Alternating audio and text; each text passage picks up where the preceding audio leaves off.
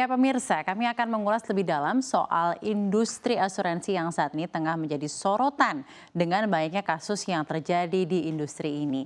Kita tahu mulai dari Bumi Putra, Jiwasraya, Kresna Life, hingga yang akhir-akhir ini masih begitu ramai dibicarakan publik, yaitu adalah Wana Arta Life. Tapi ternyata berdasarkan CNBC Indonesia Ratings, ada juga sejumlah perusahaan asuransi yang dikategorikan sebagai yang terbaik dan terkuat di Indonesia. Namun apa sebenarnya CNBC Indonesia Rating? Saya akan jelaskan terlebih dahulu segmen kita kali ini. Jadi CNBC Indonesia Rating sendiri adalah segmen khusus kita di mana salah satu produk utama CNBC Indonesia Research yang berupa pemeringkatan terhadap perusahaan, lembaga, produk, dan tema lainnya yang berbeda-beda. Setiap bulannya di CNBC Indonesia Ratings dipersembahkan oleh CNBC Indonesia Research Team. Dan untuk ratingsnya sendiri, masa pemeringkatannya akan berlaku untuk 12 bulan ke depan sejak tanggal penerbitan dari rating CNBC Indonesia. Dan selanjutnya dalam pemeringkatan kali ini sebanyak 15 perusahaan asuransi jiwa konvensional dinilai layak nih untuk mendapatkan peringkat terbaik dan terkuat di tahun 2023. Apa saja yuk kita amati bersama. Perusahaan asuransi jiwa pertama kategorinya adalah dengan aset 1 triliun sampai 5 triliun rupiah. Kita lihat bersama ada PT Asuransi Jiwa Star Investama, PT Hanfa Life Insurance Indonesia, PT Asuransi Jiwa BCA, PT PFI Mega Life Insurance, dan PT Lipo Life Assurance. Sebenarnya dalam menakar 5 perusahaan yang memberikan perusahaan asuransi jiwa terbaik dan terkuat berdasarkan CNBC Indonesia Research nih, apa saja sih variabel-variabelnya? Kita lihat bersama, ada RBC, RKI, pertumbuhan aset, pertumbuhan pendapatan premi bruto, yang nanti ke depannya variabel-variabel ini akan kami jelaskan lebih lanjut. Kita akan lanjut ke perusahaan asuransi jiwa berikutnya, yaitu di aset 6 triliun sampai 19 triliun rupiah.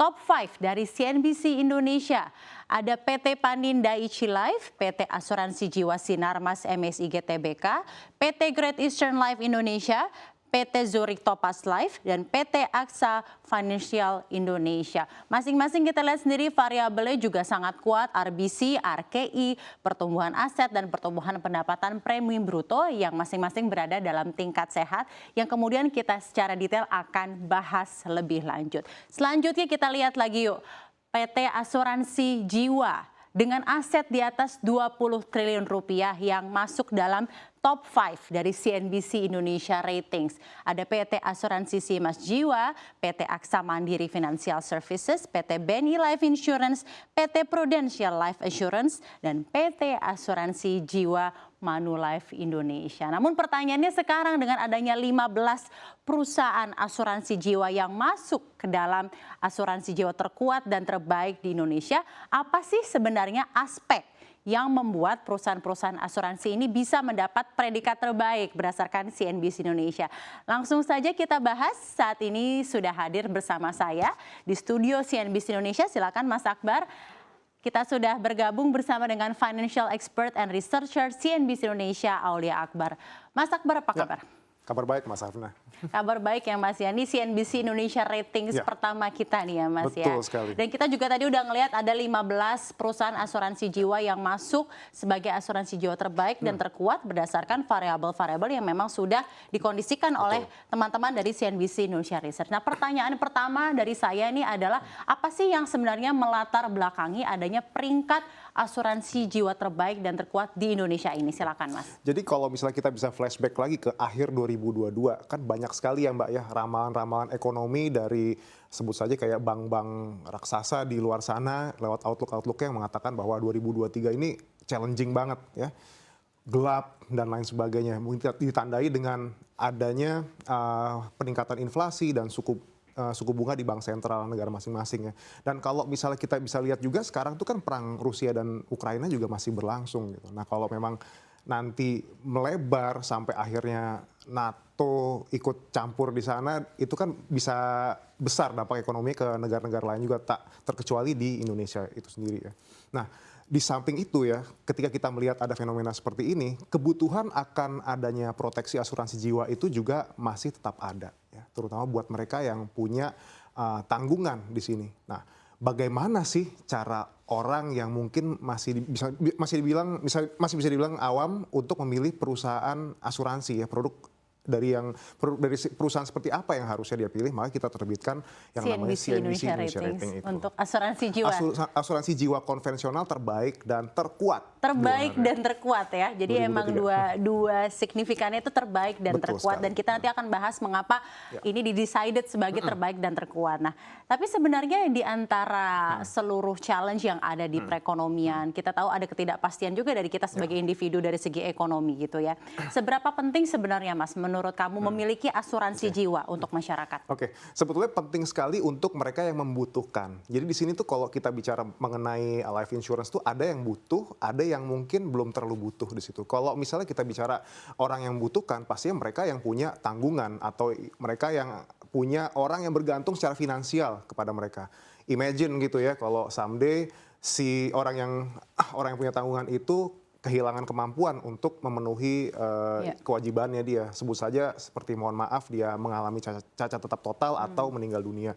Pasti akan ada dampak finansial ke keluarga yang dia tinggal di situ ya. Bisa jadi mereka malah jatuh ke jurang kemiskinan dan lain sebagainya.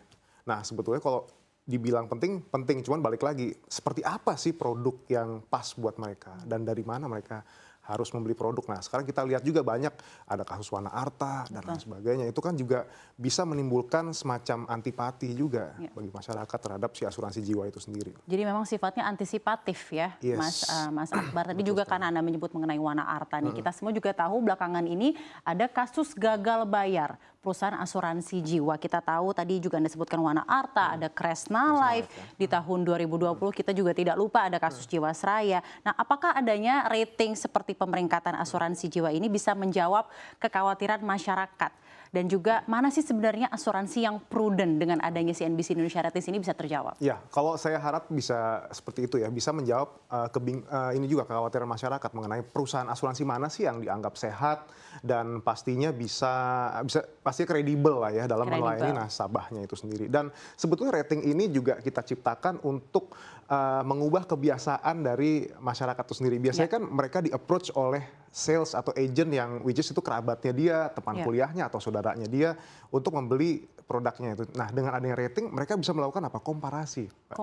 Komparasi perusahaan. Kalau misalnya dari sini terlalu mahal, dia bisa lihat ke perusahaan yang satunya lagi. At least yang masih ada di dalam satu rating. Atau ya mungkin yang di luar rating itu juga bisa gitu. As long as dia memang perusahaan yang sehat dan kuat. Ya, selain edukasi kepada masyarakat mengenai asuransi jiwa dan asuransi jiwa yang prudent, tapi juga komparasi ya, bisa membandingkan produk satu sama lain dan juga dari perusahaannya sendiri ya.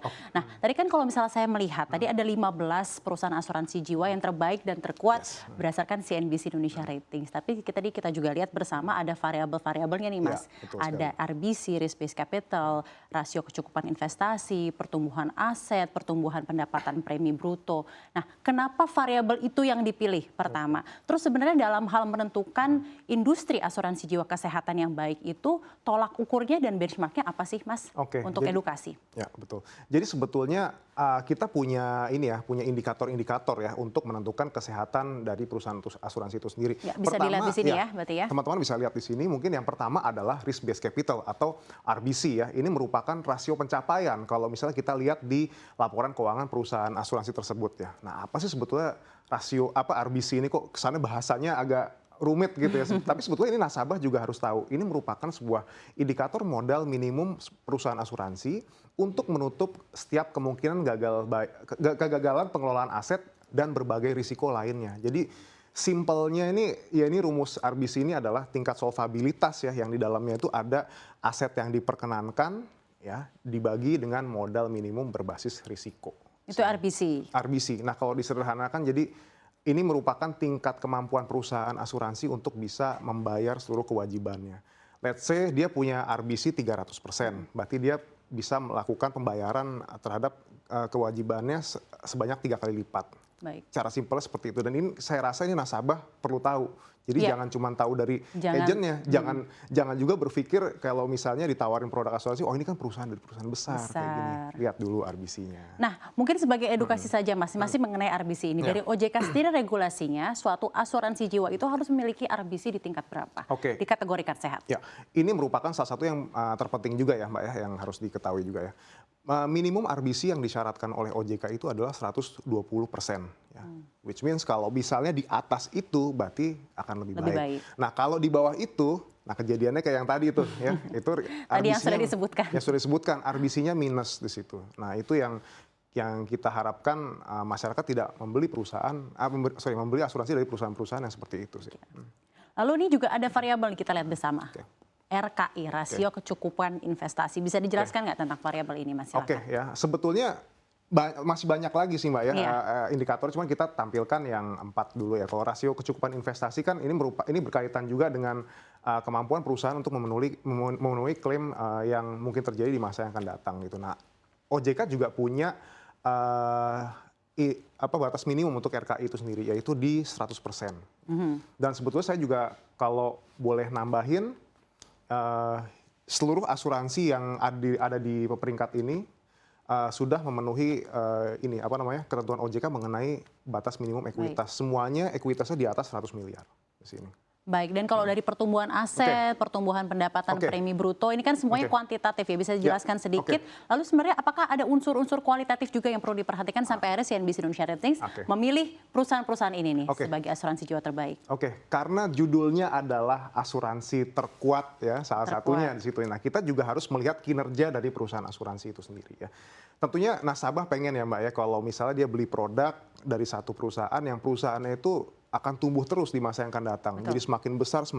Nah, that's why kita pakai indikator lain seperti ada pertumbuhan aset di sini ya, ada pertumbuhan pendapatan premi bruto. Lalu sebetulnya ada juga ukuran-ukuran lain seperti pertumbuhan laba, terus ada rasio kerugian, terus ada juga rasio hutang di situ, dan yang banyak dan yang kualitatifnya ada juga sebetulnya. Kita punya perhitungan perspektif media di sini. Jadi bagaimana kita menilai perusahaan ini secara branding dan secara pemberitaan juga, hingga yang aspek-aspek di media sosial juga kita pantau juga di situ. Pantau juga ya kualitatifnya, tidak hanya dari segi kuantitatif. Nah, kalau lihat di sini berarti apakah ini yang pertama, maksudnya PT Asuransi Simas Jiwa menjadi yang terbaik atau bagaimana nih Mas? Kita lihat dari variabelnya. Bukan begitu ya sebetulnya. Jadi walaupun ini ada asuransi Simas Jiwa yang pertama, Aksa Mandiri Financial Services, ini bukan berarti yang paling bagus adalah Simas Jiwa ya. Karena dia menang mungkin di RBC-nya besar, cuman kan ada variabel-variabel lain yang memang yang mungkin masih kalah sama yang lain di situ ya. Mungkin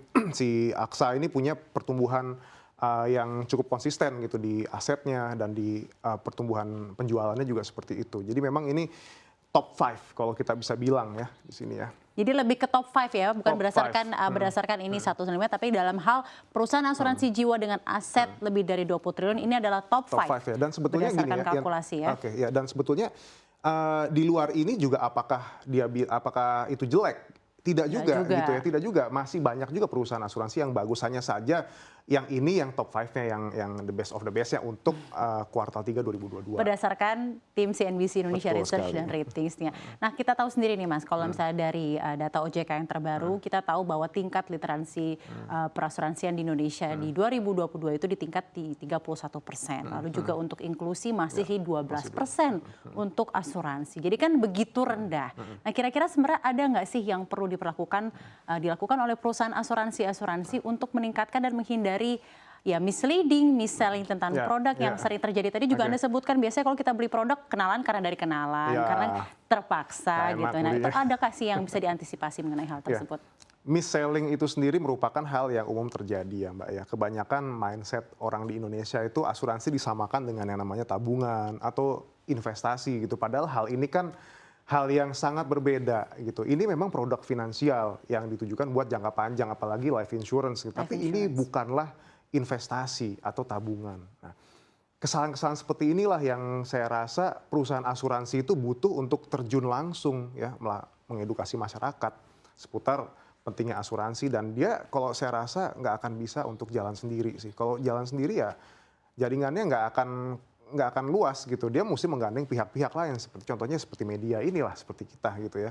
Nah, kita bisa menerjemahkan mungkin bahasa-bahasa yang ribet lah, mungkin kayak tadi ada RBC dan lain sebagainya, agar masyarakat tidak gagal paham lagi, agar mindset masyarakat terhadap asuransi juga berubah gitu, dari yang awalnya mungkin banyak miskonsepsi mengenai tabungan investasi menjadi proteksi ya di situ, dan akhirnya masyarakat juga bisa terlindungi secara finansial dengan baik. Ini baik sekali ya. Jadi tujuannya dengan ada CNBC Indonesia Ratings ini tidak hanya sebagai antisipasi, tapi juga edukasi ya, agar program-program dan produk-produk dari asuransi ini bisa dipilih dengan baik sesuai dengan kebutuhan masing-masing nasabah tentunya. Terima kasih banyak Mas Akbar telah bergabung bersama kami, Financial Expert and Researcher CNBC Indonesia. Thank you so much Mas telah berbagi bersama kami, dan sehat sukses selalu Mas.